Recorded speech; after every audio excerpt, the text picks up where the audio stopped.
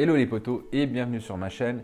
Aujourd'hui, petit débriefing, analyse et critique de l'épisode numéro 6 de la série des Seigneurs des Anneaux, les Anneaux de pouvoir. Alors, dans cet épisode très particulier, on va suivre principalement l'histoire qui se déroule avec Arondir et Bronwyn dans les Terres du Sud. On va avoir une ou deux scènes au tout début avec toute la partie Numénor, donc Galadriel, Halbrand et Tarmiriel. Rappelez-vous, ils sont sur le bateau. Et sur le bateau, il va y avoir une discussion entre Isildur, qui, rappelez-vous, est garçon d'écurie depuis son arrivée sur le bateau. Il y aura une conversation entre les deux. Et ils vont dire, ouais, qu'est-ce que tu fais là? Pourquoi tu es là? Galadriel se pose des questions sur Isildur. Et Isildur va lui expliquer clairement que, qu'il a un petit peu, voilà, il a un petit peu honte de ce qu'il est, hein, donc garçon d'écurie. Puis elle va le rassurer en disant que c'est souvent les petites mains qui font vraiment le côté humble d'une action que plutôt le côté très guerrier. Et puis, voilà, juste ça.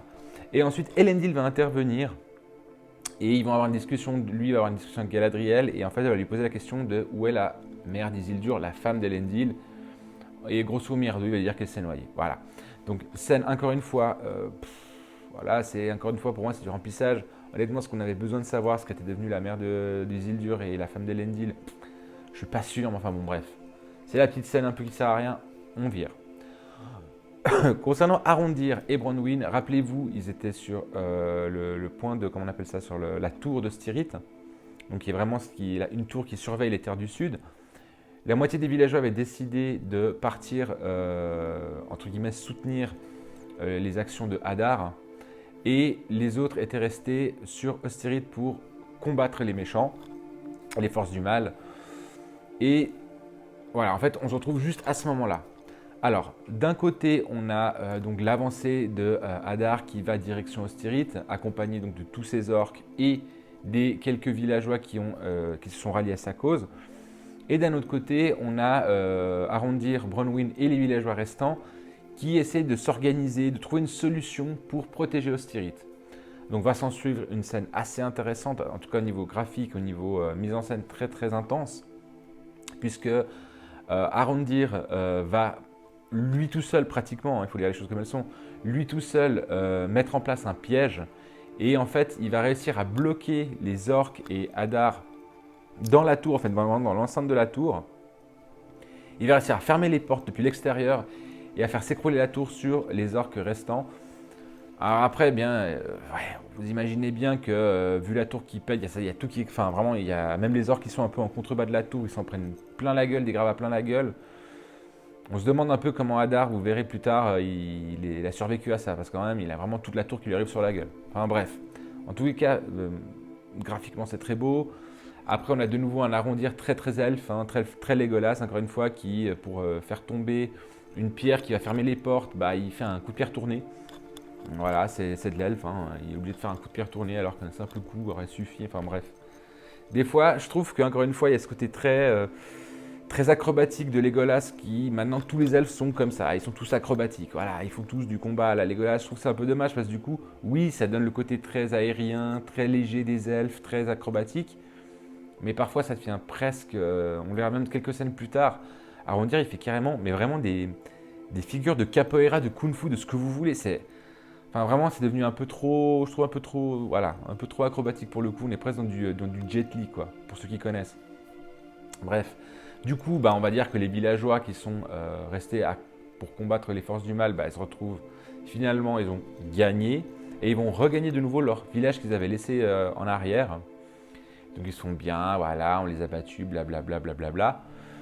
Et puis là, il y a Arondir à un moment donné, il va en fait, vous savez le morceau de la clé épée, qu'on ne sait pas trop si c'est l'épée de Sauron, on sait que c'est une clé, mais on ne sait pas trop ce qu'elle ouvre, enfin bref.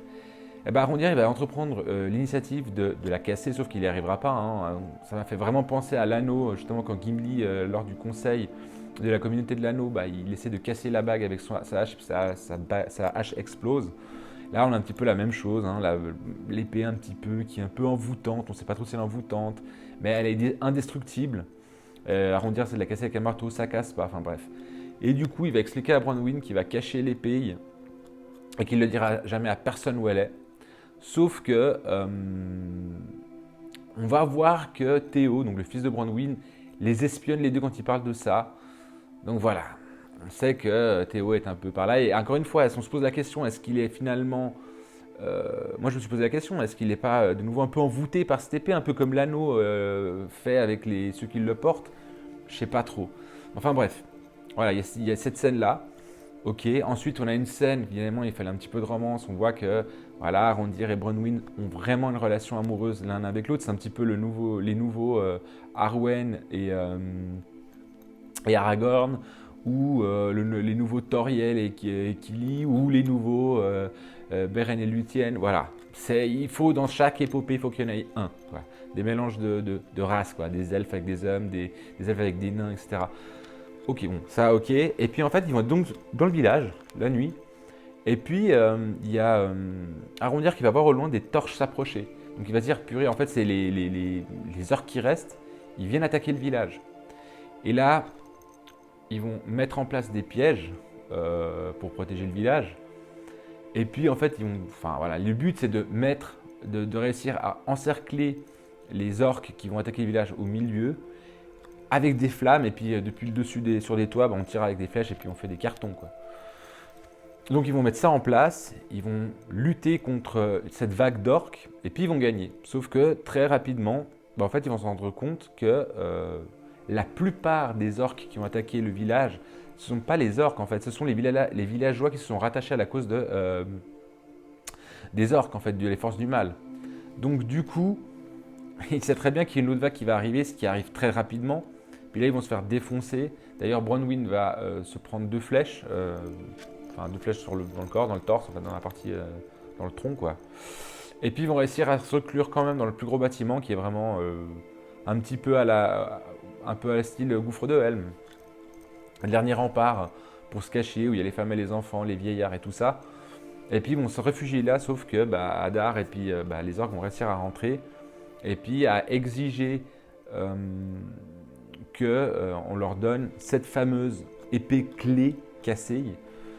Et puis Arondir va dire que non. Puis finalement, sous la menace de tuer Bronwyn, Théo, le fils, révèle où se trouve l'épée, où elle est cachée. Il se trouve qu'elle est dans une espèce, comme sous une dalle qu'il y a dans le bâtiment. Alors là, je me suis posé la question, mais comment Théo sait que l'épée est là? Alors, on sait qu'il espionnait Bronwyn et Arondir justement au moment où Arondir voulait planquer ce truc. Mais on le voit. Déjà, on ne voit pas Arondir cacher l'épée, puis 2, on ne voit pas le gamin voir Arondir la cacher. Donc, ok, on peut imaginer qu'il les espionnait, qu'il l'a suivi et machin, mais encore une fois, c'est pas montré. Donc, encore une fois, on est obligé un peu d'imaginer qu'il l'a effectivement suivi et qu'il l'a vu le mettre là, etc., etc. Donc, ils ont l'épée, et au moment où pratiquement Adar récupère l'épée, là va arriver, tadin, surprise, les Numénoréens accompagnés de Galadriel, Halbrand, Tarmiriel, ils arrivent tous sur le village, ils défoncent complètement les orques, et ils réussissent même, Galadriel et Halbrand réussissent à rattraper Adar, qui partait avec la clé, avec l'épée clé. Et puis bon, bref, sauf qu'on a une petite scène, je vous le dirai à la fin, je préfère le garder pour la fin, on a une petite scène que je vous expliquerai à la fin, qui est intéressante, mais je ne vous la dis pas maintenant, vous allez comprendre pourquoi. Alors, du coup, il ramène Adar dans le village, il le questionne, oui, qui es-tu, machin, et là, en fait, dans cette scène-là, ce qui est intéressant, c'est qu'on a une explication de pourquoi cet elfe est du côté des forces du mal, entre guillemets, et en fait, il va expliquer qu'à l'époque de Morgoth avait capturé pas mal d'elfes, et il les corrompait en fait pour en faire. En fait, Adar est un peu un mélange entre un orc et un elfe. C'est un petit peu comme si un elfe se transformait en orc. En fait, c'est une espèce de stade un peu au centre, en fait, au milieu. Par exemple, quand il a des blessures, le sang est presque noir comme un orc. Mais il a une morphologie d'elfe. Enfin, c'est un peu spécial. Et en fait, c'est dû à la corruption de Morgoth. Voilà, c'est pour ça qu'il est méchant. Il n'est pas méchant par choix ou par si. C'est parce que vraiment, il était corrompu par Morgoth. Et il explique d'ailleurs à un moment donné que c'est pas le seul. Donc on va avoir d'autres elfes sûrement dans la série, j'imagine, qui vont nous faire des elfes peut-être qui seront comme lui corrompus. Est-ce que, je me suis posé la question, est-ce que du coup, ils vont partir dans l'idée que Sauron, donc alias Anatar, est un elfe corrompu? Je ne sais pas trop ce qu'ils vont faire, mais c'est ce que je me suis dit, peut-être qu'ils vont faire ça. En fait, qu'on veut dire que Sauron est un ancien elfe qui a été corrompu par Morgoth.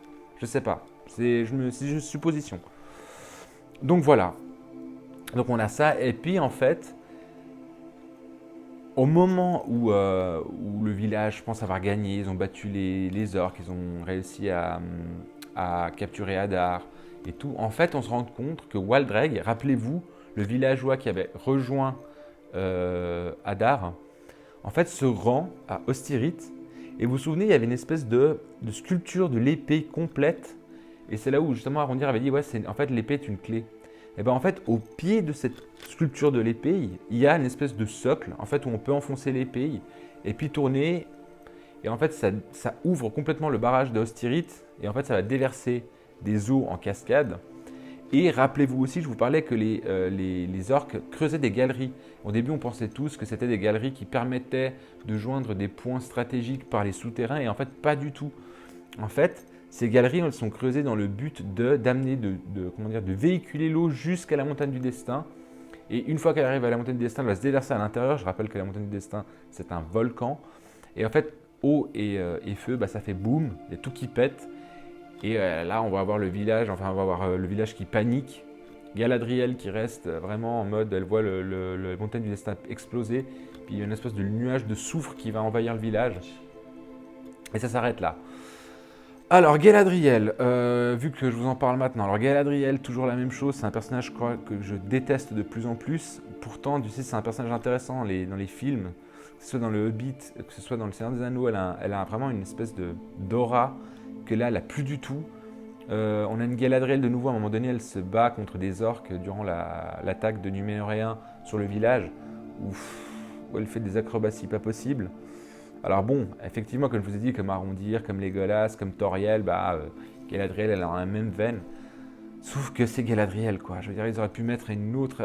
Enfin, j'arrive pas. Vraiment, je sais que je reviens perpétuellement sur ce personnage, mais je trouve que c'est vraiment le personnage le plus raté de la série.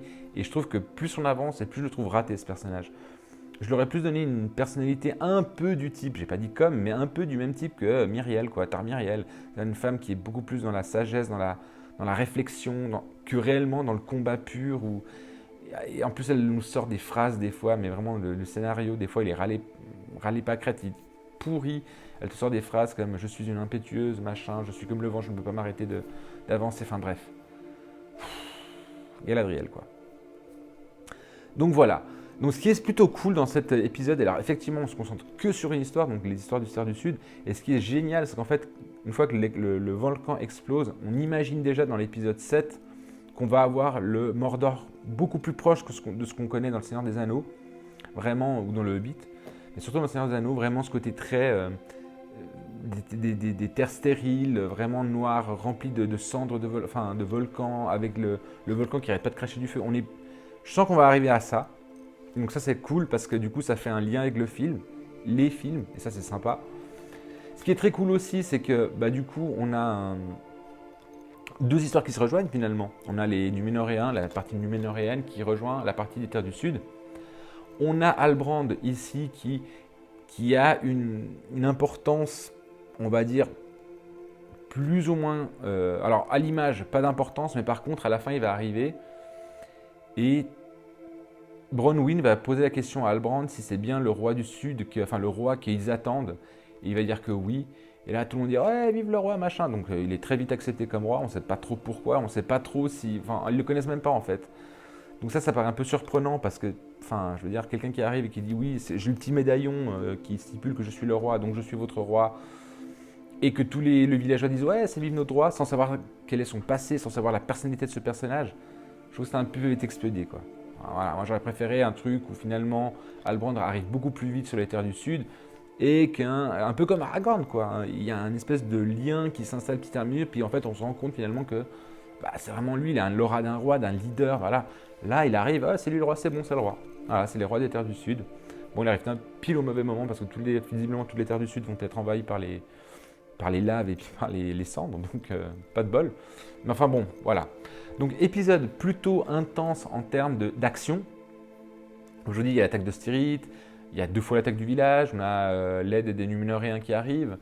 Voilà. Et après, dernier point que j'allais oublier, c'est vraiment le côté, en fait, vous regardez la série, je me suis rendu compte de ça, et vous regardez les trailers, Et en fait, les trailers, ils sont beaucoup trop parlants, en fait, beaucoup trop révélateurs.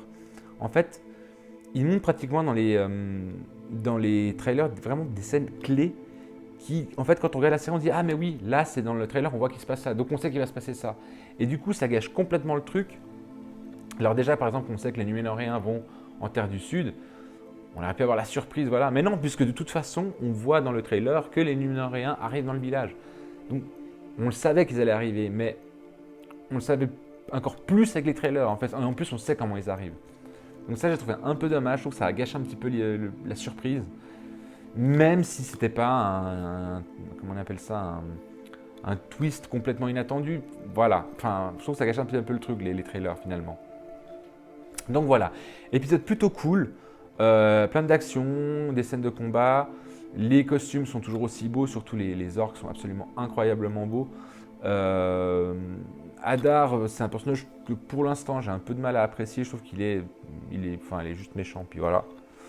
Même s'il explique de le rendre un petit peu plus humain en disant ouais, il a été corrompu par Morgoth, machin. Ça en fait pas un personnage beaucoup plus intéressant que ça. Après, moi, celui qui m'intéresse le plus pour l'instant, c'est Halbrand. Pour l'instant, simplement parce qu'il vient d'hériter d'une terre où finalement c'est la grosse merde. Donc la position qu'il va avoir, je sais pas trop. Et je vais aller même plus loin. On sait que les anneaux de pouvoir vont être fabriqués durant la série. Si on part dans l'optique que cette série ne va pas faire des bonds dans le temps énormes, voilà, on peut imaginer donc que Halbrand sera l'un des propriétaires des 9 anneaux donnés aux hommes. Et pourquoi pas Khamûl? Ce serait lui. Je parle très loin, mais on dit que Khamûl c'est un roi du Sud, des terres du Sud, des Orientaux en tout cas, donc ça pourrait jouer. On verra bien. Voilà, je vous ai donné un petit peu toutes mes appréciations, j'espère que vous avez kiffé. Si c'est le cas, vous savez déjà quoi faire. Le petit pouce, ça fait du bien à la vidéo. Des commentaires, des questions, enfin vraiment, si vous avez des théories, n'hésitez pas à les mettre en commentaire, je vous répondrai volontiers. Et puis, la petite cloche de notification et vous abonner à la chaîne, c'est toujours super cool pour la chaîne. Voilà, j'ai fait le tour de ce que j'avais à dire. Mais en attendant, prenez soin de vous et bye!